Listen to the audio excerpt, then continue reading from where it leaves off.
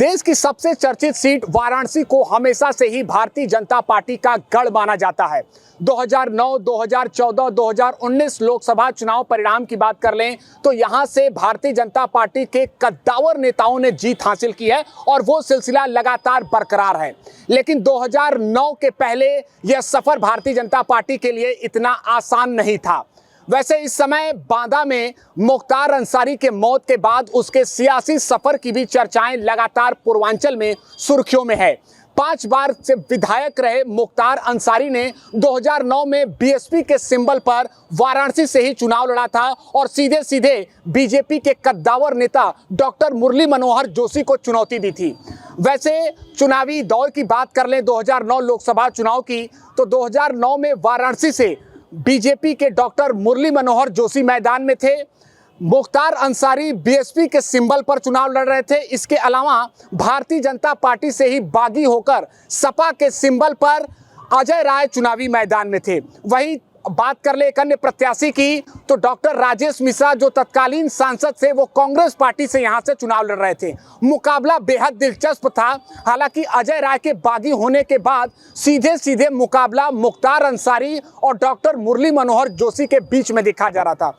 उन दिनों की बात कर लें तो कड़ी धूप की वजह से वोटिंग प्रतिशत कुछ खास नहीं रहा था, लेकिन मुस्लिम बाहुल्य इलाकों में बड़ी संख्या में जो वोटर थे वो कतार में लगकर वोट कर रहे थे।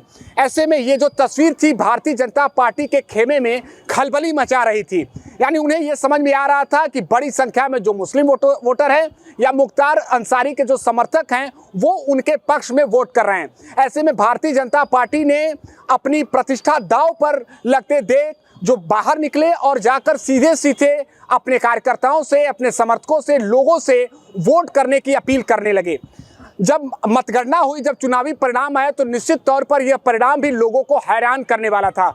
मुरली मनोहर जोशी भारतीय जनता पार्टी के दिग्गज नेता माने जाते थे और उन्होंने इस चुनाव में मात्र 17,211 वोटों से जीत हासिल की थी। बीजेपी के कद्दावर नेता डॉक्टर मुरली मनोहर जोशी के आगे बीएसपी के मुख्तार अंसारी की हार हुई थी। हालांकि मुरली मनोहर जोशी के जीत का अंतर कुछ ज़्यादा नहीं था, लेकिन फिर भी यह माना जाता है कि मुख्तार अंसारी के जीत के आगे सबसे बड़ा रोड़ा बनकर उभरे थे अजय राय। अजय राय समाजवादी पार्टी के सिंबल पर चुनावी मैदान में थे और जैसा कि माना भी जाता है कि समाजवादी पार्टी के जो कोर वोटर हैं, Muslim voter, OBC voter, Yadav voter और खुद अजय राय की छवि के अनुसार भूमिहार वोटर, उन्होंने बढ़ चढ़कर अजय राय के पक्ष में वोट किया था। ऐसे में ये जो समीकरण बदला कहीं न कहीं भारतीय जनता पार्टी को मदद करने वाला था। वैसे 2024 लोकसभा चुनाव की बात कर लें तो एक बार फिर कांग्रेस पार्टी की तरफ से इंडिया गठबंधन के प्रत्याशी के तौर पर अजय राय चुनावी मैदान में है। प्रधानमंत्री मोदी भी तीसरी बार चुनावी मैदान में है। अब देखना होगा कि बनारस की जनता किन मुद्दों पर और किस व्यक्तित्व पर भरोसा करती है। एबीपी लाइव के लिए वाराणसी से निशांत चतुर्वेदी।